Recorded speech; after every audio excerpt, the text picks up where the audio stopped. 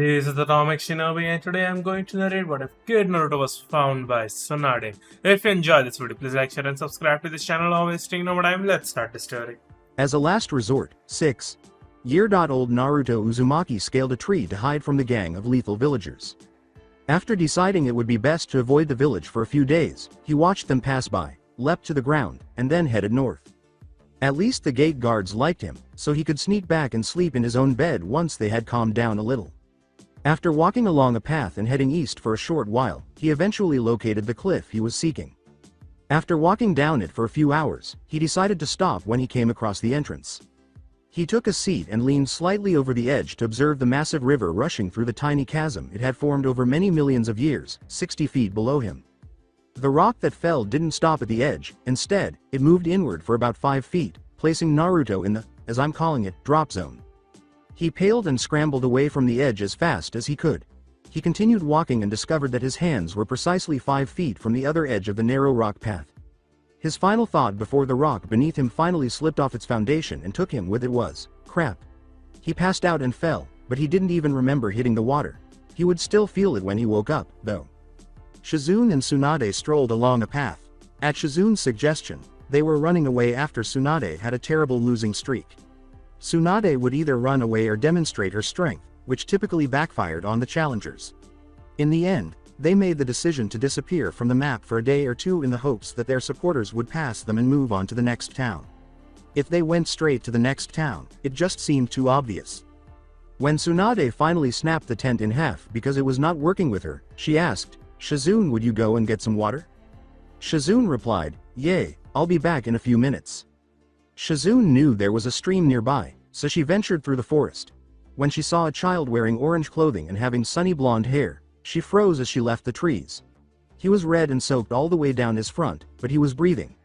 Without hesitation, she threw down the canteens and examined him using jutsu. When Naruto first awoke, he realized that he was really hurt.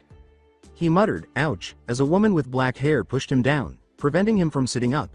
He knew he wouldn't succeed right now, so he sighed and stayed down. "Are you in any pain?" The woman nodded and then gave him some sort of medicine to drink. He tried it, really tried, but it tasted so bad that he threw it up after swallowing it. A bit, all over really, she said. He willed himself to keep it down after being given more. "There, that should start to work in a few minutes. So, what's your name?" "Naruto Uzumaki. What's your name?" "I'm Shizune." A blonde woman asked, "How's that brat doing?" as she opened the tent, which, incidentally, Shizune is far too skilled at fixing. "Who are you?" "I'm Tsunade Senju." Shizune's face palmed as Tsunade pondered why the name Iruka sounded familiar. "That sounds familiar, I know I've heard it somewhere before, I don't know." "Your name sounds familiar from somewhere, maybe I heard it in my sleep during one of Iruka-sensei's lectures." "Iruka, I've heard that name, I know. I helped deliver him when he was born. So then you must be from Konoha." "Yay. Well, at least we know where to point you. You aren't gonna, take me yourself?" "No, I'm never going back to that village again." "I know who you are now. You're Tsunade of the Sanin. The one that left the village vowing never to go back to it ever again." "That's right, brat. Why did you leave? And why should I tell you?" she screamed, her frustration quickly building. "You don't have to yell, I was just curious. Do I really have to go back?" "Yes, because I know at least one person would have a fit if you didn't." But what about your parents? They would probably have fits too." Tsunade's expression slightly softened as she said, "I don't have any. There are only 4 people I can think of that would be even relatively worried: the old man, Iruka, Sensei, Shikamaru, and Choji. Hey, she may be a bit grumpy and cruel, but she's not cold-hearted. Look, I can't believe I'm actually saying this, but I'll send the Hokage a letter, and see if he'll let us keep you." "Really, I won't have to go back." "No, if I can persuade him." "Only if you can persuade the old man. If you can, I would really like it." With a sigh, Tsunade walked out of the tent carrying a pen and a piece of paper. She was unsure of the reason behind her offer to keep the child, but something about his personality managed to persuade her to like him. She was only aware that it had happened. Hiruzen reclined in his seat. On days like today, Naruto knew where to go. About a year ago, they had prepared that cave so he could retreat to it whenever he needed to get away from the village and spend some time in hiding. He was free to use the cave whenever he wanted. Before Anbu entered the room, he was at ease working on his ever-increasing stack of paperwork. "Lord Hokage, I have some bad news. What's happened? I went on my usual round to check on Naruto Uzumaki, but he wasn't at home, in the cave, and what I found on the trail to the cave was worrying. What's wrong with the trail? It seems as though a part of it, broke away. What are you implying? Hiruzen nodded slowly as he took in the information. Well, I think that it's possible Naruto was on that piece of the trail when it fell, and has been thrown into the river below. Did you check downstream? Yes. I went about 10 miles downstream. I found no banks where he would be able to pull himself out, assuming he was even conscious on any level at all. Hiruzen sat back and thought, I see, was all he said. His secretary came in after there was a knock on the door. She left the raven on his desk and said, Lord Hokage, this raven summon just came with a message. She nodded and departed once more, saying, thank you. With a sigh, Hiruzen picked up the scroll from the waiting bird. Thank you. They always load me down with heavy things like money and scrolls. It's tiring after a while. Who are they? Well, I'm sure you'll find out. They sent you that letter. According to Hiruzen, good point. He waved his hand at the Anbu that was still in front of him, and it vanished. Sensei, it appears that Naruto, the child I found, is from the village. He has essentially pleaded with me to allow him to remain with Shizune and me, but I knew that if one of your villagers disappeared, you would lose it. I can always give him the test to leave the academy, and I will continue to train him, most likely in the arts of a medical nin. He will be able to complete missions in the regions we are in at various times, and Shizune will bring him along for the Chunin exams to see if he can advance in rank. We be on the road a lot. Naturally, the majority of these plans are contingent on his ability to remain with us and on my assessment of his readiness to try new things in the future. Your pupil who never returns home, Tsunade. Hiruzen grinned at the conclusion. Naturally, she would reiterate that point without actually saying it. He sighed as he considered Tsunade's suggestions. All of them appeared to be viable. And for the majority of Fire Country, the village lacked proximity.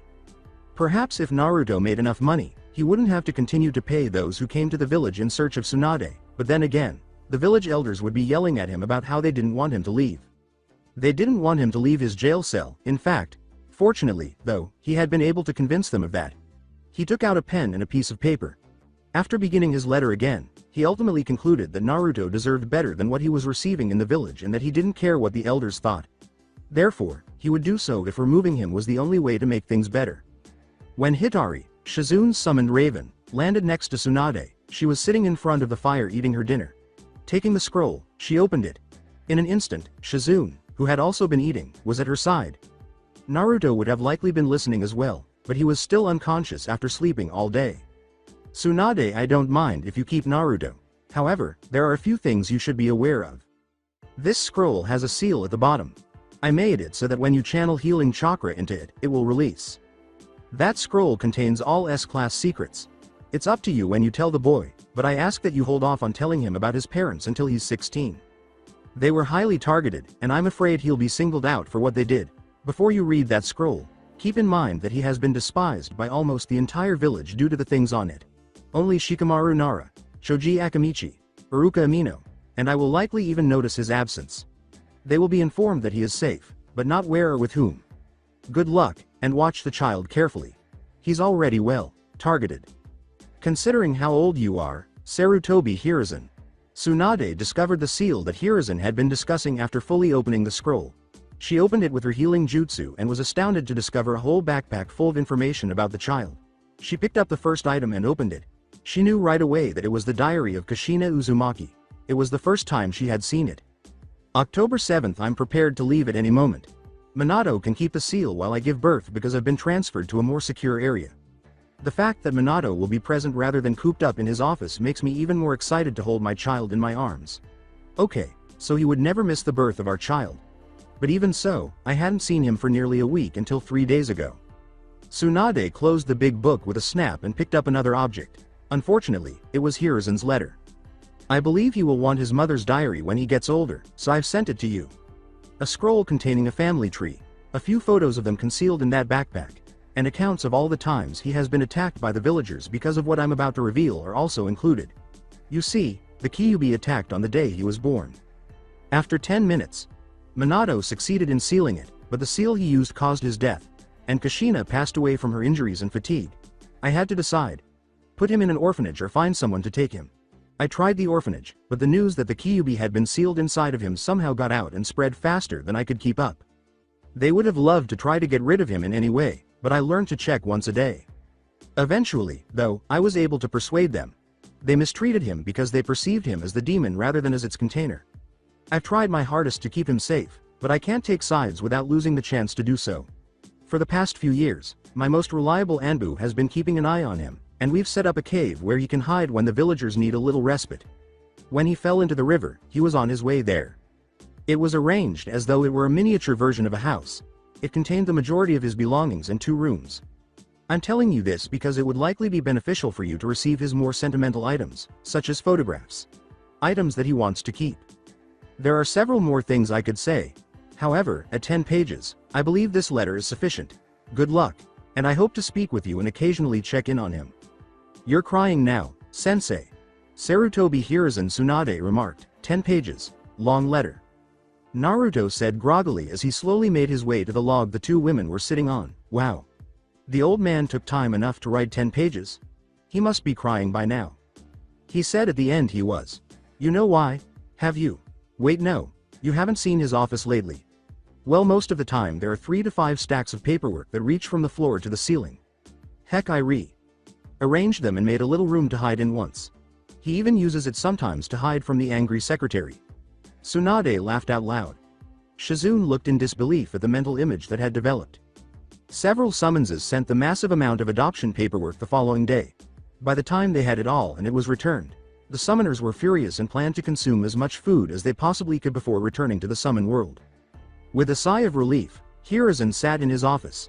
After nearly a year, he was finally able to spend a few hours at home without worrying about how much the stacks would grow. He was feeling extremely fortunate that he didn't have to read through and sign all of that paperwork. He might even be able to take a day off, but then the secretary came in carrying a stack of paperwork so tall she couldn't see over it, and it had a twin. A third entered with a chunin, too. Well, that idea was a bust, Hiruzen said sourly. Sir, the last genin team to catch Tora. Well, just tell me that thing was killed already. Well, not exactly. You see, the last genin team to catch it. Well, they attempted to kill it with exploding tags and lightning jutsu. But they failed, and now Madame Shijimi has filed a report and is trying to sue the village. Oh, and the mission report is in here, and 3 other teams got back. Oh, and it went on and on as the 3 stacks fell onto his desk. Naruto spent 4 hours hiding in the tent, muttering about how Tsunade and Shizune were going to turn him into a doll by repeatedly dressing, undressing, and re-dressing him. This was the first thing they did when they told him they were taking him clothes shopping. While Tsunade went to his cave to get everything he asked for, Shizune reassured him that they would only find a few clothes for him to wear. Unbeknownst to Shizune and Tsunade, his sleeping bag and photos contained more of the Kill Me Orange clothing they hated. I'm back! Exclaimed Tsunade. Hello! Exclaimed Shizune. There was a gloomy aura surrounding Naruto as he stood there, still feeling down about the impending clothes shopping they were going to make him do. Oh, by the way, Naruto, I found the Kill Me Orange that was in the sleeping bag. It's probably about 30 miles downstream right now. Bu. But, she held up one of the Kill Me Orange vests and said, oh, don't have a fit. I kept this. But during our brief shopping trip, you must behave well and cooperate. Deal. ACT now. He put on his vest and squealed as he did so. All right. Then let's go. After almost 6 hours of shopping, 15 stores, and almost 30 arguments, each of the 3 had chosen an outfit. Naruto had of course chosen orange, though he had been convinced to get something with black on it. He was especially convinced when he saw how well the 2 colors contrasted. Finally, by the end of the day when they sat down in a restaurant for dinner, Naruto had 3 outfits. The first one. Shizune had chosen it.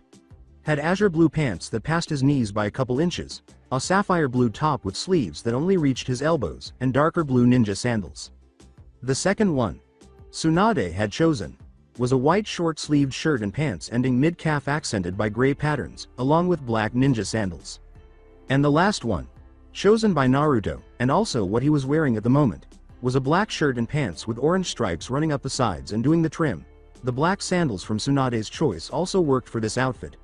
All in all, they were satisfied with what everyone else had chosen, as they ate dinner, though Naruto missed his swirl. After nearly 30 minutes, Tsunade's eye began to twitch. Naruto, what happens to it all? As he finished, no, he cleaned his 10th plate of food, Tsunade asked in agony. There's a reason the old man had a meal with me once and decided not to ever again. I burned through his cash like it was candy. As Shizune started to appear faint as she watched the bill rise higher and higher, Tsunade muttered or whined, "Where does it all go?" At last, she reached her breaking point and passed out from shock and nerves somewhere around broken. Wow. I haven't eaten that much in nearly a month, so that was fantastic. For the 10th time, may I ask where you keep it? I'm not sure. I simply have to eat because I'm constantly hungry. Thank you, that was excellent. Shizune squeaked, still dizzy. Yay. I'm glad you're happy. But we're going to be even more broke than usual for the next 3 weeks. At 6 a.m. the following day. All right, Naruto, today, we will begin our training. Tsunade snarled as she entered the shared tent. Can I get a few more minutes of sleep? No, it's bad to sleep too much. But I'm still tired and, he said, pausing as he was doused with icy water. Grab. Up. Right now, Tsunade shouted while continuing to hold the bucket of water. All right. Okay, I'm awake, at last, he uttered those words. All right. I'm going to go set up now while you're getting dressed. After another threat of the bucket coming to visit him, Naruto finally got dressed and chose Tsunade's outfit, mostly for flattery, but he didn't mind them too much either, not to mention that his orange and black outfit was filthy from the previous night. Kill me now, he muttered as he dragged himself into a sitting position. All right. To find out where that is, we will begin with a little chakra control. After that, we'll work on physical strength before moving on to the written exam material. Did you mention written tests as well as chakra control? Yes. Do you find that problematic? Yay, all of it. What do you mean by everything? Everything. I can't replicate, and I only answered one question correctly on my most recent written exam. Show me your clone please. Tsunade said, her head hung low, half of the idea of turning the child into a medical nin gone in that one sentence. Clone. He said, sounding a little alarmed as a glob of goop and a poof appeared next to him. Ew. There's only one thing I can say at this time. You're expending too much chakra. Let's focus on tree walking for the time being, she said, giving an example of the method. You see, you have to put enough chakra to stick to the tree. If you put too little you fall off, and if you put too much you get blown off the tree. The thing is that once you master this, and a few other exercises, I should be able to build your control from there, then begin to teach you jutsu that take perfect control. He exclaimed, perfect control? You really think I can get to that point? With lots of time, sweat and tears. Yay. I mean, it'll take a while, you'll probably be about 10 to 12 before it actually hits that point. But with enough work you'll get there. Tsunade was terrified by the statement, work is my middle name, I'm gonna get there, I will. And then I'll become Hokage, and prove that I'm not a waste of space. Believe it, she chose to leave him alone for the time being, even though the last 2 people she cared about who had that dream were both dead. She held up a 6-inch stack of flashcards and said, Naruto, before you start there, I've got another thing we're going to be doing at the same time. Now. We're going to go through 3 of these every time you fall. And every time you get one wrong, it will be replaced by another question. Get 5 in a row wrong and you have to start all over again. And neither of us can stop until you get through either the tree walking, or the flashcards. Now go, she yelled. After 5 hours. This impressed Tsunade. Despite his initial struggles with the questions, Naruto picked things up quickly and had already consumed a third of the stack. As Naruto began to cautiously make his way back up the tree, she set 3 more aside. He was doing okay, taking roughly 5 steps at this point before losing control and collapsing. Fortunately, she was kind enough to turn the ground into soft sand, preventing him from getting hurt when he fell. Fortunately for him, the cards were multiple choice, allowing him to rationalize his guess when she pulled out a card he didn't recognize. He made a correct guess 3 out of 4 times. After 9 hours. By now, Tsunade and Naruto were in a terrible state. The smell of Shizune's home cooked dinner was torturous. I'm hungry too. I can almost smell said food. It's torturing me too. And they were starving after going without food all day. Sweetly, Naruto said, Tsunade. In the same voice, Tsunade said, Naruto. Can we have dinner? Please? Not yet. You only have 40 flashcard to go. Or you have to make it another 10 feet up the tree, and back without falling. But. I can't focus on an empty stomach. Besides, Shizune is already sleeping, he grumbled. Wait just a few more minutes, okay? Fine. After 2 hours. He yelled, dinner, and rushed to the pot that was over the fire. After quickly finishing 10 bowls of soup, he proceeded to prepare marshmallows. When he finally dozed off against Tsunade after eating for an hour and nearly 15 marshmallows, she just sighed in frustration. Naruto eventually shifted, fell off the log, and managed to stay asleep despite it. Tsunade went to bed herself after picking him up and putting him in bed. After 6 months. On one side of a field, Tsunade stood. The other is Shizune. In front of them were 20 ninja, and Naruto was unconscious and strapped to a tree. Tsunade growled, "Give back my son, and if we refuse," the ninja leader inquired. With a dangerous reply, Shizune said, "We'll attack. And I'm supposed to be scared of a couple of little ladies? Little huh. Give him back now or else. Nope, sorry, we're being paid. We hand this kid over and we'll earn ourselves a pretty penny." Shizune. "I take right, you take left, and we have to be careful of Naru." Ready. Set. Go. They both yelled as they hurried ahead. They defeated nearly all of the shinobi in a few short minutes. The only issue was that when blood splattered in front of Tsunade, she became agitated. Additionally, there was a blade at each Naruto's stomach, heart, and throat right now. "Stand down, or the kid dies," Shizune exclaimed in agony, Naruto, as she was eventually pinned. "You were to lose from the beginning because of sheer numbers," the leader exclaimed, inadvertently hitting the captive boy's neck with his blade a little too hard. Shizune was pinned in every conceivable position to prevent her from rising, while Tsunade stared in utter horror, immobile. Tsunade's expression gradually changed from one of horror to one of intense, maternal rage. The men surrounding her appeared extremely uneasy as she shakily got back up, releasing so much murderous intent that they were ready to drop their weapons and depart at this very moment. Her voice was deathly calm and demanding as she said, "Let him go, now." One of the astute subordinates raised his voice. I think we should listen. M.My wife. When she has that same look in her E.I. She'll kill to P. Protect. And this is Tsunade of the Sanin, he continued. With an unearthly grin that promised destruction, Tsunade said, "Smart man. Yes. Listen, or else face the consequences. I can kill him if I get any resis. Retreat." He screamed. As any coward would, he withdrew his blade and fled. Tsunade hurried to her son while Shizune surveyed the area to make sure everyone had left. She began to treat his neck by cutting the thick ropes.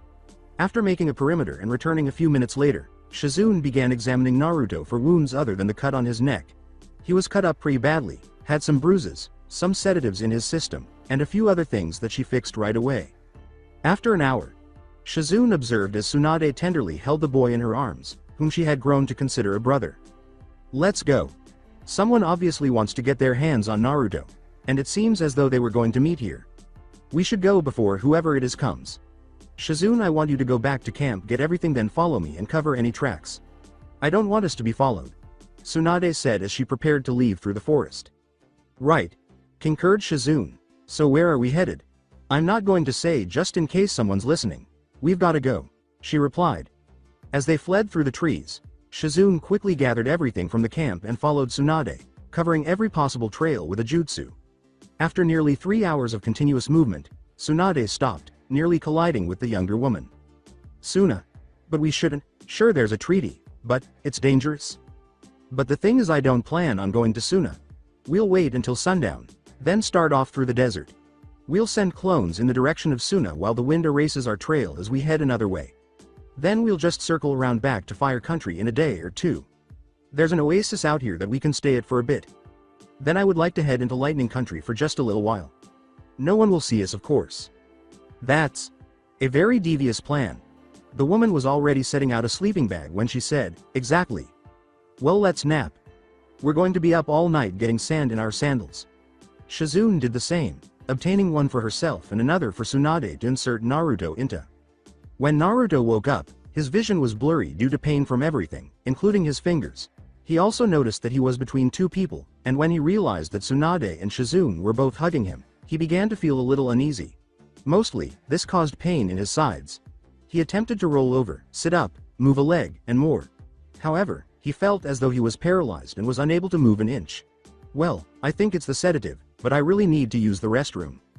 He attempted to say, "Hey guys," but it came out more like a whisper and caused some kind of throat bruise. Talking and looking around seemed to be his only options at the moment, and the conversation wasn't going well. The words, "W. Wake up. Please. kept them motionless. He found it odd that it was only around 3 o'clock in the afternoon. So he chose to try and figure out how he got to this point in the first place rather than killing his throat anymore. Alright, let's see. A flashback. Someone grabbed Naruto, waking him up. A few seconds later, he had to close his eyes to prevent them from drying out because of the wind beating against his face. With his eyes closed, though, he was certain that this was neither Shizune nor his mother. A second after he began to scream for them, a hand closed over his mouth. After thinking that, he began to struggle, biting, kicking, punching, screaming, and doing anything else to get away. He only hoped they had received the message. When he felt them halt, he briefly felt hopeful, but that was dashed when he felt an injection in his arm, and they continued. He continued to try, but the arm around him began to crush him in an attempt to maintain a firm grip. He was unsure of the reason why he was no longer moving, but today was not going as planned. He finally understood that they had done something, that he was out of energy to fight any longer, and that he would faint if he wasn't careful. He gave up trying for the moment, tears streaming down his face in an uncontrollable stream as his eyes began to fill with water. Finally, having two people who were always there, cared for him, and wanted to take care of him made him feel less afraid. And he could be removed from them now. Before falling asleep, he wept in silence for nearly 10 minutes. Finish the flashback. He finally thought, so that's how it happened. I'm just glad to have Mommy and Shizune back, and decided to return to sleep for a while. He smiled slightly. Naruto and Shizune were awakened when Tsunade sat up. Naruto smiled a little, still unable to move, and the two women smiled back at him. He said casually, I have to go to the bathroom. Tsunade said, okay then go ahead, but, I can't move. Well, this will be awkward, concluded Shizune. Tsunade picked him up and moved into the tree line despite her response, yay. She returned a few minutes later with him still asleep on her back. Whatever they used on him must be doing this. This is the first time I've ever seen him this tired. Even at 5 in the morning after no sleep. As they began to move through the sand, Shizune remarked, I know, it kind of worries me. Me too. I think we should keep a close eye on him and make sure nothing changes. Tsunade made the suggestion. That'll work, and if nothing else we can always try and find some medicine in the oasis, or if push comes to shove Suna. Yay. If we have two of the 3 clones Shizune made hanged into Naruto and Tsunade before sending them in Suna's direction. The 3 then started to move once more. Through the night and into the morning, they strolled. Tsunade was getting tired from traveling and carrying 30 pounds on her back, so Naruto woke up at dawn and was transferred to Shizune's back. Although she had been trying to make him less skinny by feeding him a lot. Naruto, who was finally able to move a little bit, was able to get off Shizune's back before he puked. As she lowered herself next to Naruto, Tsunade exclaimed, Naruto, are you alright? What's wrong? I don't feel very good, he said, trembling as if he were suffering from the flu. We can tell that, but does your stomach hurt or something? Replied Shizune. A little. Why am I shaking? I can stop shaking. It's okay. It's just because you threw up. Think of it like the side effect of a medicine. Tsunade. Do you think maybe whatever they gave him had something he's allergic to? Shizune inquired. Maybe. And the worst part is that for some reason it's not flushing out of his system. It should be gone by now. I'm really worried. Wait, I know. Shizune summon Hitari and I'll send Sensei a blood sample, and he can have his medical nin tested. I'll try and find anything related to medicines he's allergic to in the files, while we ask Sensei about that too. Shizune agreed and called forth her favorite raven, saying, alright. She looked down grimly as Tsunade scrawled on a piece of paper, and Hitari suddenly materialized in front of her. When the blonde woman finished in 2 minutes, they handed Hitari the note, and the raven took off. I hate to say it, but I think we need to camp here. Traveling anymore will just strain Naruto further, Tsunade replied. I agree with you. Besides, it's too warm to travel anymore. Let's just pitch the tent here and unzip both windows so we get a cool breeze to get rid of the hot air. The breeze won't be cool, and it'll be more like a torrent of air, but it'll have to do. It's better than getting us all sunburned. After an hour, we should sleep for a while we wait for Hitari to come back, Shizune stated. I've already climbed into the much cooler tent. It was about 80 degrees overall because she had covered the tent with a rain cover, which allowed the sun to warm the area above it without warming the tent itself. Additionally, a wind was blowing through, forcing out the hot air. As she crawled into the tent and dragged the backpack with her, she sealed it back in its scroll and said, well, I guess. Too bad we didn't find anything about allergens. But anyways, you're right, we should sleep. We might have to get to the oasis by tomorrow morning. At this point, Shizune didn't really care, and then there was Tsunade, who had long since lost the coat, so she decided to remove her bulky black robes, revealing a white shirt and gray knee-length skirt. A side of herself that she usually kept hidden. They fell asleep almost immediately after collapsing onto their sleeping bags. In the interim, Hitari knocked, and Hiruzen opened the window for her. Hitari dropped the paper as she flew in. Hiruzen pulled it open and began to read. Naruto was abducted. We were able to retrieve him, but the anesthetic they administered to him is still in effect nearly 24 hours later. He is throwing up and barely able to move. Shizune and I believe that whatever they gave him may have contained an allergen. We will review the medical records you sent, but I want to make sure I don't miss anything he might be allergic to. Additionally, I sent a blood sample, which I would like you to analyze for potential causes. Anything, medicine, allergies, etc. Go ahead, I know you're still at your desk. Hiruzen nearly heard Tsunade shouting it in his ear as he leapt to his feet. Hitari personally delivered the blood sample to the hospital after accompanying him there. He even spent a few hours waiting there and paying a visit to Jiraiya, who had just been accosted by women. Actually, it was ideal because he still had to inform him about Naruto's adoption. Hello Jiraiya. Why do you have that tone of voice? I can't fool you, can I? Well, since you've been gone. Naruto's been adopted. Would you like to know by whom? Of course I want to know. He's my godson. Hiruzen tried to be as annoying as he could by saying, take a guess. You. No, Kakashi. Wrong again. You have one more guess. Iruka? Nope. You and I both know her. Orochimaru knew her too, in fact. No way. It can't be. You don't mean Anko, do you? Hiruzen almost toppled over his seat. No, Tsunade. Dang it. Tsunade adopted him. Tsunade. My gosh, how the heck did that happen? I'll explain in a few minutes. I need to go get a couple things, and then check on something, then I'll be back. Alright. In the interim, after her nap, Tsunade stretched and sat up, gazing out. She went to wake Shizune and then checked on Naruto, saying, looks like it'll be dark soon. She became even more concerned after what she saw. Given that it was fresh and he was still asleep, she assumed the vomit on his sleeping bag next to him was from while he was still asleep. Shizune. Do you happen to have some medicine to help with the vomiting? He's been doing it in his sleep too. I can make it, but I don't have any ready now, and I don't have the ingredients to make it right now either. And the oasis probably doesn't have what you need. Shizune made the suggestion, what if I went to Suna and got what I needed then met you at the oasis? I guess. That'll have to work. Alright. I'll help get you two off, and I'll take most of our stuff since you're already going to have Naruto. Okay. After 10 minutes, Tsunade continued to walk through the desert until she eventually came across light. Finally, there it is, she exclaimed, accelerating a little. When she arrived, she located the closest hotel. After that, it was set up. Since there were no rooms with 3 beds, Shizune had a room to herself. She placed Naruto on one bed and took the other. Tsunade shook him slightly and said, Naruto. He hadn't eaten or drank in a long time, so he would likely benefit more from some crackers and some water. Saying his name a little louder, she shook him once more. He briefly opened his eyes before turning over and falling back asleep. Naruto. Wake up already, you need eat something. I'm not hungry. Not hungry? Well, that's a first. Well, I would like you to at least drink something. I don't wanna, but you have to. It's not good to be sick and not drink or eat anything. Especially not in the middle of a desert. As everything doubled up in front of him, he asked, Desert? Yes, desert, we've only been going through it for the last 2 days. Oh. Too exhausted to stay awake, he closed his eyes and fell back asleep. Tsunade let out a sigh. As she left the room, she said, all right, fine. I'll just have to get some help. The young lady out there offered. In the interim, around 15 minutes later, Jiraiya grinned as his sensei reappeared in the room. Well, I managed to get everything done. Good, now entertain me. I want to know how you got Tsunade to adopt Naruto. Then once my everything heals, I'm gonna go and hunt them down for a visit.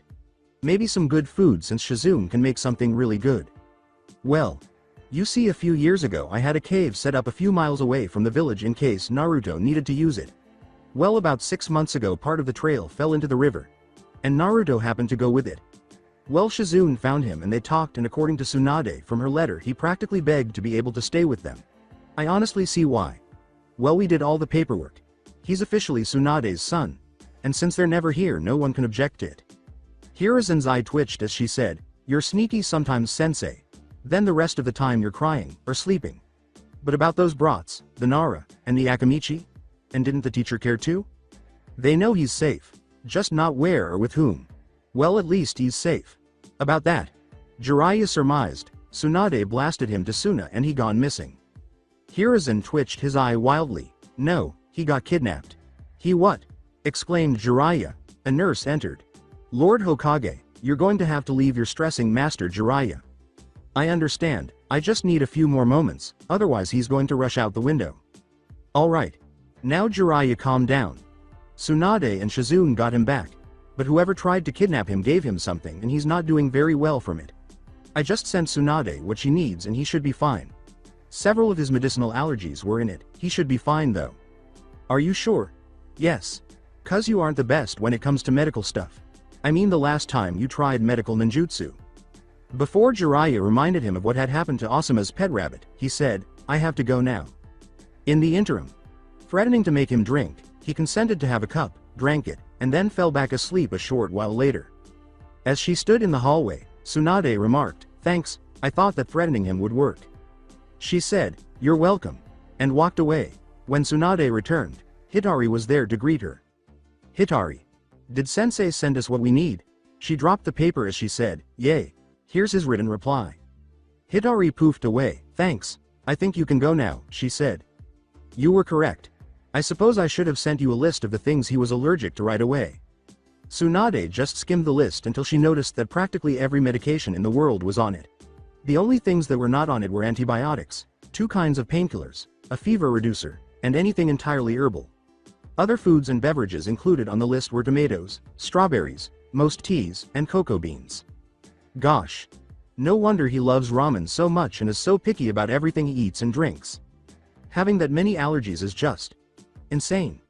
It could possibly be, though, that the stuff doesn't agree with the furball. Shizune entered the room when the door opened. "What's that list?" Tsunade turned it so Shizune could see it and exclaimed, "All of the brat's allergies. Look at it, it has to be the longest list ever made." "That is a very long list. Anyways, I got the ingredients, and a few extra just in case." "Well, don't use anything in here."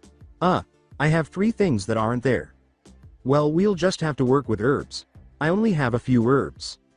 "Well, I saw some at the market, go look at those, and we'll have to just use them to make something. And we should hurry it up 'cause he's been throwing up almost everything, and he's too tired to really do anything but sleep." "I'll hurry. I'll only need 10 minutes in the market, then about half an hour to actually make something." "Good. We'll wait it out for now." "Great, I'll be back in a while once I have something to try." Before the heat of the day hit and they had to close because no one was out, Shizune strolled down the street at around 5 in the morning. She went into the first store, which sold herbs, flowers, and other desert dwelling plants. After carefully checking each herb for anything, she grabbed 3 of everything. She then proceeded to pay for them at the counter. She returned to the hotel and withdrew to her room after consuming her herbs to create something beneficial. After 30 minutes, Shizune exclaimed, "Finally, I'm done," with joy. When she entered the room with Naruto and Tsunade, she discovered that Tsunade was sleeping and Naruto was by her side. "Tsunade," she exclaimed. "What? I have it. I tested some on a sick bird and it managed to keep some food down." "Great," exclaimed the 43-year-old woman. "I apologize for bringing up her age now, but it was necessary for future reference." Shizune approached the blonde and shook her hand. Rolling over, he groaned and tried to fall back asleep. "Naruto, I have something that'll help you feel a bit better," Shizune replied. "I'm tired." "Naruto, I'll have to inject it if you don't take it orally." Fine. Just quick." As she handed him a cup of reddish liquid, she said, "Okay, here you go. It's even got sugar." After a brief period of sitting up, Naruto drank it and fell back asleep. "There, that should work in a few minutes so long as he can keep it down that long," Shizune replied. "Now I need a bit of sleep, so if you'll excuse me, I'll work on making him something when I can think a bit more clearly." Tsunade said as she got into bed, "Okay, I'll sleep a little too. I'm still exhausted from traveling through the desert." "Alright, sleep well. You too." Later on, Naruto was bouncing on his bed when Tsunade woke up. "Hey Naruto. You're sure feeling better? Shizune came in last night, and she gave me something and I feel great," he stated. "In fact, I have energy to burn." "Great." Now you can burn that energy with training. What? I'm not feeling better anymore. Tsunade grabbed the back of his shirt and yelled, "Oh no you don't," before dragging him from the hotel to the oasis. Alright. Here you go, you're going to work on your water walking. And today you're going to perfect it. If I see even one tiny lapse of control. I know, he sighed as he started to move across the water's surface. After 3 hours. As they walked back to the hotel, Tsunade patted him on the back and exclaimed, "Great job kid. You managed to walk on the water for 3 hours straight. Thanks.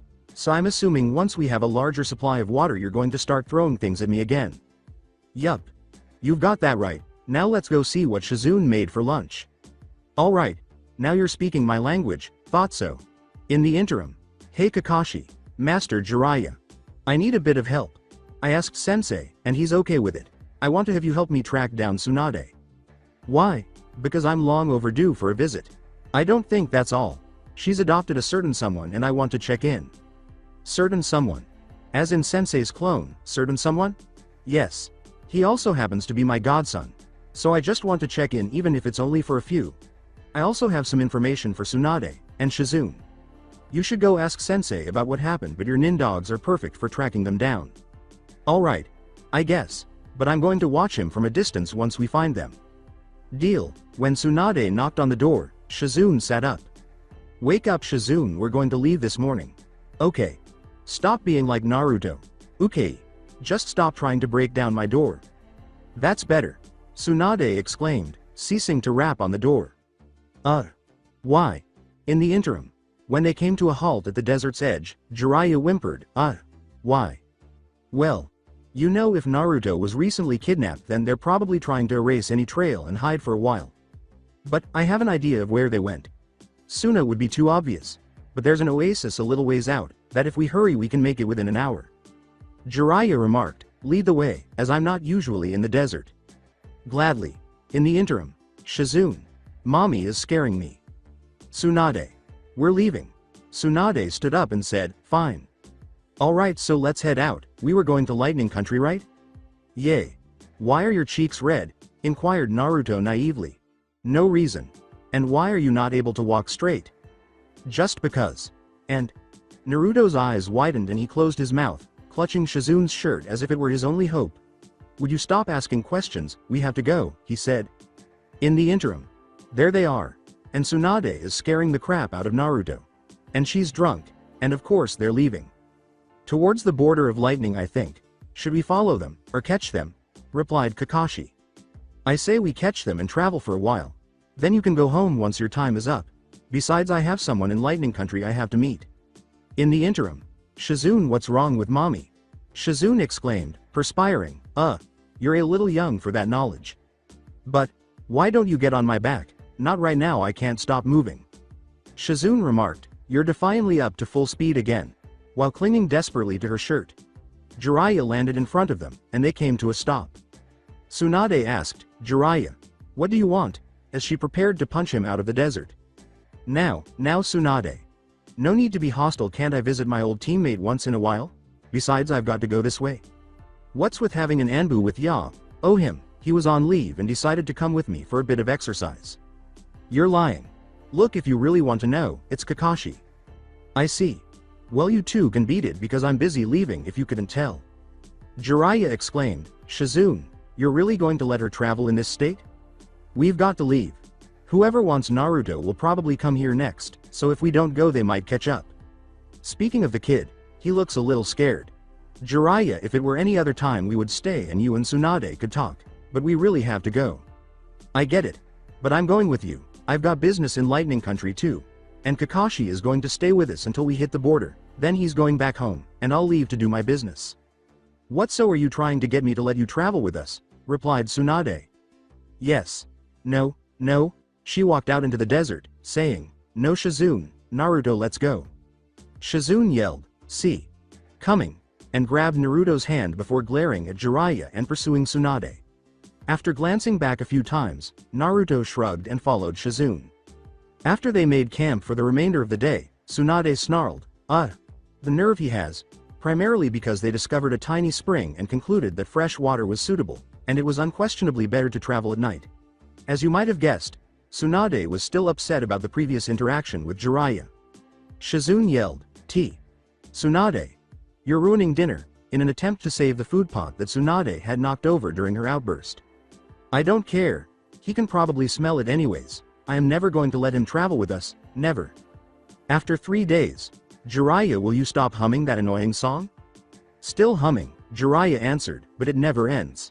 Tsunade snarled in warning, directing chakra into her fist. Jiraiya. Fine, I'll stop humming it. But Gamatachi won't. As long as I've summoned him, he's never stopped humming and or singing it.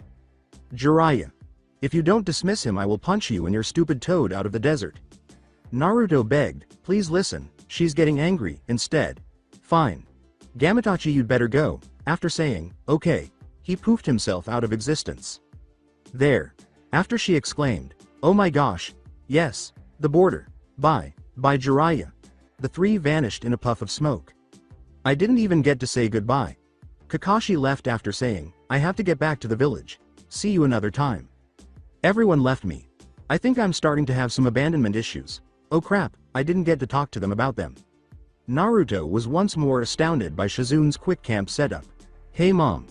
Do you really think we should leave that guy out there? I mean, from your description, his sense of direction is worse than great-grandpa Hashirama and great-uncle Tobirama's together. Tsunade stated obstinately, I don't really care. He's too annoying to deal with anymore. You know, we need to go clothes shopping again. He shouted resolutely, no way. You aren't dragging me into any clothing store alive. Are you so sure? He stumbled as his mother's temper heated up. Why? Yes. Well then. Shizune, give me the rope. What rope? The rope in your hand, behind your back, she replied. Oh, that rope, said Shizune. Yay, that rope. With an apologetic expression on her face, she said, here. After 3 hours, 18 stores, and 980.1 curses. From all 3 sides, Naruto had a completely new wardrobe. The only orange item he had managed to acquire was an orange vest similar to his previous one, which was good for the last half of it. Alright, I think I'll have to be satisfied. For now. You do realize that until you reach your full height we're going to be shopping pretty often, Tsunade replied. The torture, he exclaimed, exaggerating. Tsunade grabbed the back of his vest and picked him up, saying, ah, come on, and stop making a scene. Then they left, or rather, she left with him, and Shizune was forced to follow. Almost. There was a surprise waiting for them when they returned to the camp. Tsunade. Before you leave again, I came to visit you for a reason. I have some information you could probably use. Jiraiya responded. Like what? Her attention was drawn to the statement, it's about Naruto. After giving it some thought, she gritted her teeth and agreed to accompany him for a conversation. To avoid being overheard, they spent a few minutes in the forest and performed some jutsu. Fine. What information do you have? Well, you know how someone hired people to kidnap him. Hey, I don't think I ever mentioned anything about the hired part.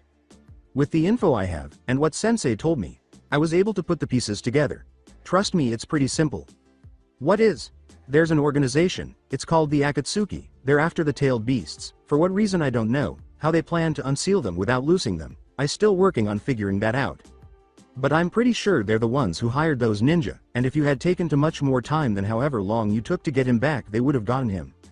I'm just warning you, they are relentless and will stop at nothing to get him and all the other Jinchuriki, and then their plan, whatever it happens to be, will take place. And the worst part is that if the 9 tails is extracted from him, he won't survive it. Also, one more thing I pick up on. There's a possibility that Orochimaru might be involved with the Akatsuki. I'm not sure, but it's possible. In an attempt to save the entire forest, she swore once and broke a nearby boulder. What? But the mere mention of Orochimaru infuriated her. She hated him so much that she would likely be left with nothing after she was done with him if she ever managed to get her hands on him. Now, calm down just a bit. If you destroy the forest, you might get in just a little bit of trouble. For once I'm going to listen to you. Well, that's a first. Anyways, I have to be somewhere pretty soon, so I've got to go. I'll send you anything new I find out about the Akatsuki, by Toad. Alright? Tsunade said, thank you, with a genuine tone. Jiraiya grinned. No problem. So does this mean, you're thankful enough to let me take you on a, ow. You were doing okay before. Oh well, get out of here before I hit you harder. She replied. The woman started to return to camp after he slithered off, but she abruptly stopped when her ninja senses told her to. Indeed, she had halted in time to see a big pig rush by, followed by 3 more high-level Junin and a group of genin with their sensei. One of them left the others to continue after ceasing to see her. After giving her a cautious glance, he eventually reached the point where he wanted to stop after a minute. It's pretty obvious you aren't from Lightning Country, so I need your name, passport, and to know if you have anyone else traveling with you. Tsunade said, of course. She was accustomed to the fact that every nation had strict security measures, requiring you to wave some fancy papers, and say your name. Then extend the same courtesy to the other person you were with. Fortunately, Naruto's passport had just arrived. It had only taken 5.5 months. Since he must be a novice if he didn't recognize her, she escorted him back to camp. After arriving at camp, she ignored Naruto's perplexed expression and didn't bother to bother Shizune, who didn't even look at the shinobi, with the tiresome task of locating the passports. After searching through a scroll for 10 minutes, she finally turned around to see Naruto and the shinobi conversing. They were actually having fun, with the shinobi appearing to be a little at ease as he stood against a tree and responding to all of Naruto's harmless but obnoxious inquiries. I'm going with her, taking Shizune as her niece. Here you go. All settled, it's in date, and for all 3 of us, Shizune Kato my niece, Naruto Senju my son, and myself, Tsunade Senju. Okay, so I looked it up, and I don't actually know if Shizune's last name is actually Kato, but that was the last name of her uncle, Dan, who was also Tsunade's lover. I'm going with her, taking Shizune as her niece. Alright, you all check out. From Konoha. Quite a long way, isn't it? We like to travel. One of the earlier ninjas yelled, Tanbi, look out, as the earlier pig charged at him. However, it abruptly stopped as she called, turned to face Naruto, and for some reason decided it didn't like him and wanted him fired. Naruto! Exclaimed Tsunade, who was already in motion. She arrived almost instantly, snatched the 7-year-old, and left in the time it took her to start moving. She reappeared behind the pig, tying it to a tree with the rope she had taken from the store. There. That should hold it there. A young woman said as she dropped into the clearing, it's a she, and her name is Lila. Wearing a shirt and a miniskirt over short shorts, she gave off the impression of being a kunoichi who disliked the lightning shinobi's standard outfit. However, she spoke with the poise and authority of a princess. Miss Rita. The pig put her nose down and made a sound that sounded like a whine. Lila, you need to stop this now. It's not nice to charge people, especially people you don't know, she said.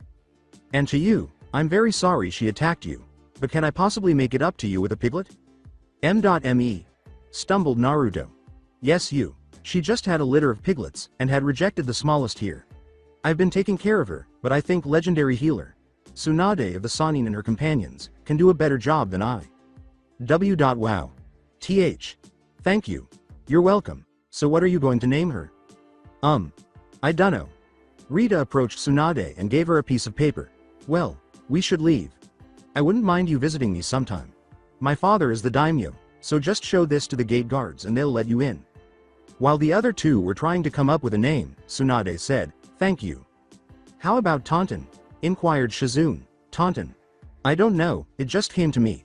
Tsunade remarked, well, I think it somehow fits. I agree. So then, Taunton it is, after 3.5 years. Alright kid, I think you're ready, really? Really? Yup. Cool. As she slowly pulled herself back up, Shizune asked droopingly, what is all this ruckus about? They were in the desert, working towards Suna. They went there every 6 months so Shizune could create medications that Naruto could actually take without experiencing an allergic reaction. I get to take the test to see if I'm ready to be a genin yet. Oh. I remember Tsunade muttering about that. She replied. Well, since it's nothing urgent. I'm going to go back to sleep, she replied. Naruto remarked, but it's only 6:30 in the morning. Too early. Still dark, not morning. Good night. Wow. She's not much of a morning person, is she? After you waking her up early for 4 years. No, not at all. So are we going to do the test? Yay. Tsunade replied, removing the flashcards he would need to complete as many of in 10 minutes. She would then tally the number of incorrect answers he made and deduct 1 point for each incorrect answer. After 15 minutes he had passed through the stack with few mistakes, missing only 20 of roughly 250. Overall, he was able to declare with pride that he had passed the knowledge test, earning what Tsunade called a good score. The next test was chakra control, which he aced, as evidenced by his dry clothes, and Shizune eventually found the time to get out of bed and observe. The day before, she had made the decision to sleep and catch up on things when they decided to spend a day in one location. He did exceptionally well on the next test, which was the healing test. He then had to demonstrate his proficiency with weapons, which he did. She then had him take a physical, and he passed with a very good score. That would have been great, but he was still too thin for her to accept that. He was doing better than most genin because he knew 4 low-level techniques and 1 original technique in progress. Jutsu came next, and she felt it could use some work. He was making very little progress on it, though, because it was difficult. At dinner later on in the evening. Alright, I've thought about it, and you pass, I'm going to request a forehead protector for you, and then you can request missions. Congratulations. Shizune exclaimed, yay, congratulations, as Tsunade dispatched Hitari to deliver the request. And since you've stopped wearing so much orange, you'll be able to do re.con eventually. Probably once you're a high-level chunin. At the worst. Great. The following morning, it looks great on you. Yay, but just don't let it go to your head, you're still only a genin. Yay, I know. But I'm one step closer to my dream. 'Cause one day, I am gonna be Hokage. Tsunade fingered her necklace and said, Naruto, come here before we leave. Yay. I want you to have this. What? I want you to have it. I have a feeling it'll help you. Really? I'm not still sleeping. No, you aren't still sleeping. So you're giving me your most prized possession? Yes. But on one condition. What is that? Just don't die. I don't know what I would do if I lost you. You and Shizune are all that keeps me from losing it. If I lost even one of you I would probably just become a cranky old witch. Heh. Don't worry, it takes a lot to kill me, and besides, I think everyone is too afraid to even try to hurt me, 'cause you're known so well, for painful reasons. And I taught you the same stuff. You're making yourself pretty well known for the same reason, kid. Be careful though, people like to try and challenge strong opponents, just don't get into anything you don't think you can win. Of course, if you're sure from the first second you'll win. Go for it. Shizune exclaimed, Tsunade, in a scolding manner. Naruto exclaimed with joy, I'm glad I have permission, before speaking. As she flicked him through his tent, Tsunade exclaimed, Hey Mr. Genin. Get up. All he did was roll over, still muttering in his sleep, I'm finally a genin, at this rate I'll be Hokage soon. Get up now. Wah. What's going on? I thought you might want to know that Sensei wants you to do a mission. And it's just the perfect mission for you to start with. It's a low C rank, a genin team at the very worst. Shizune and I won't be too far away, so if anything really big does happen, we can help you. He's going to be sending a Junin to go with you. It'll take about a week, and you'll be escorting a VIP from the village gates to the land of lightning. I think you'll be pretty happy about this arrangement. She was grinning. After learning the most effective packing technique from Shizune, he asked, Who am I escorting? Half of the camp had already packed up. You'll find out when you get there, after a day. Asuma and the daughter of the lightning daimyo stood by the gates. He moaned, Where is that kid? He was aware that a 12-year-old boy with blue eyes and blonde hair was supposed to arrive from outside the village to assist him. With his eyes back on the path, he thought, he must be one of the recently passed genin. What genin is so great that they could be placed on guard duty right away, with only a Junin to help, no less? Rita moved, removing a rough piece of metal and a kunai. After 10 minutes, someone dropped down behind him, and his ninja senses went into overdrive. A recognizable voice, that of a child he had considered a younger brother, came from behind him as he reached for his kunai pouch. Wow, Asuma. You're Junin now. Cool, Naruto. The one and only. Hey, you're looking a little pale, are you sick or something? I mean, if you are. No, I'm fine, I just didn't expect to see you. No telling anyone else though, okay? I'll probably show up for the exams in a few months, and if anyone happens to have a teammate that doesn't show for it I'll fill in. The old man and I already talked it over. That's why I'm so late. Asuma helped their new charge up and prepared to leave, saying, I see. Naruto approached them from behind and examined Rita's face, which had undergone a dramatic transformation in the 2 years since his last visit. However, he smiled a moment later as his face brightened with recognition. Rita. Great to see you. How long's it been? 2 years? Asked the man. He moved backwards as they began to walk so Rita could easily speak with him. Hey, about. Maybe a little longer, you two know each other? Yay. They all said at once, and then Naruto began to explain how they had met and some of his greatest antics to date. The following week went by far more quickly than either Rita or Naruto would have preferred, and before they knew it, they were bidding him farewell. However, she made a vow to see him during the exams because she was, after all, a ninja, and would have gone home on her own if she had her wish. She had only requested an escort at her father's request. Tsunade and Shizune took over when he and Asuma were about halfway to the point where they would part ways. Shizune had been sent to retrieve them from their current campsite, where Tsunade was waiting. "I made some dinner if either of you are hungry," she replied. Asuma wasn't particularly opposed to the idea, and Naruto was thrilled. "All right," they said, following Shizune as she rambled on to Asuma. Naruto then passed them with a menacing grin. "But I won't die alone," he said softly to himself. "If it's the last thing I do, I will make them a couple. And it probably will be." They discovered Tsunade trying to set up some tents after breaking through some brush. She screamed, "Gah! This is impossible," and snapped the tent's 5 steel poles together like a single toothpick. Tsunade, Asuma let out a false start. Tsunade remarked, "So Asuma, it's been a while, hasn't it?" Naruto asked Shizune, "You two know each other?" "Well, he's Sensei's brat. And considering how many times I had to kick Sensei out the door to get moving for the day, I know him pretty well. He was usually the one who betrayed Sensei's position. Everyone else just avoided the conflict. I've still got to give him an earful sometime." While Asuma and Tsunade conversed, the latter used Shizune's straightforward instructions to finish the soup. I'll take those now," Shizune said, removing the halved tent poles from Tsunade's grasp and having Naruto assist her in welding the poles back together again using a fire jutsu. The following morning, "Up, no," grabbing the front of his nightshirt, she yelled, "When I say get up, I mean get up," and tore him from his sleeping bag. "Hey, now I'm cold," squirmed Naruto. Asuma was shrewdly watching from the strategically lit fire some 20 feet away, avoiding him with caution. He remarked, "They sure argue a lot. Hey, let go of me. Ouch, you little brat. Shizune, save me." "Sorry Naruto, but I'm smart enough to stay out of this." The raven-haired woman ignored the altercation behind her and concentrated on preparing breakfast when he yelled, "Traitor," and pointed an accusing finger at her. "Yes, I'm a traitor, but I'm a smart traitor."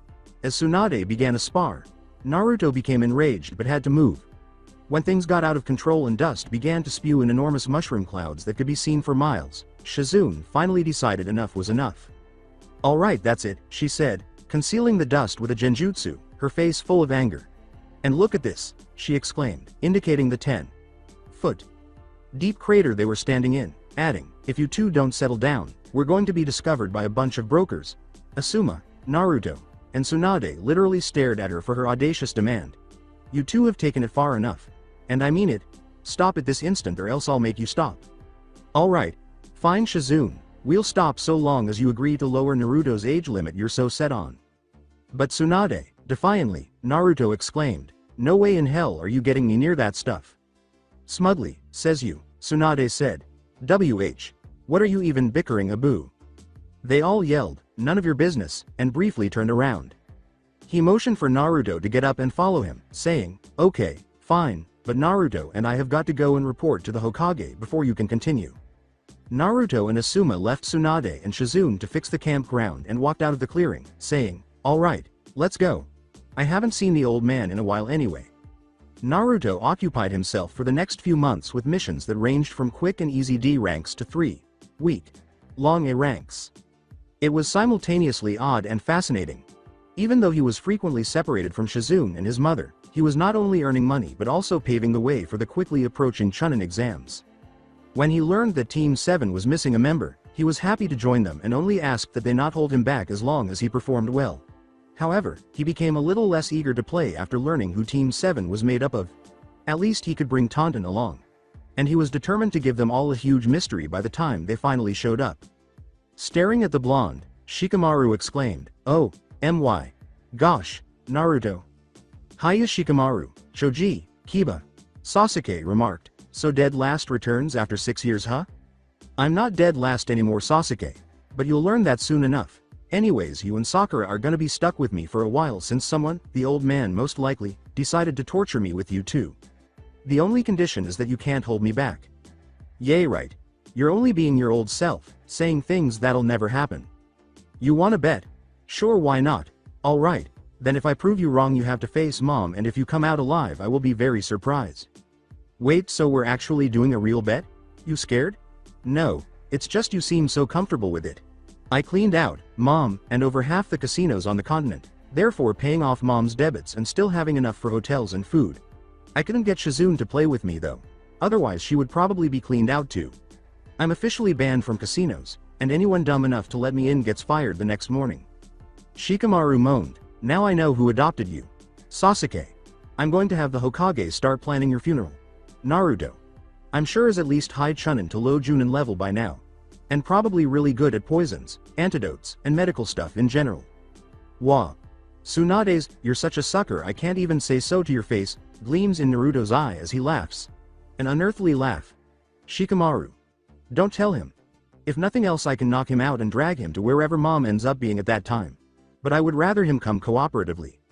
I am much less inclined to make this bet. No going back, Sasuke. That's the very first thing I learned about betting. Once the chips are down, no taking them back. So what will happen if you win? If I win, you have to admit you're never going to become Hokage, and that I was right. He stopped short of saying, So telling a lie is all you have?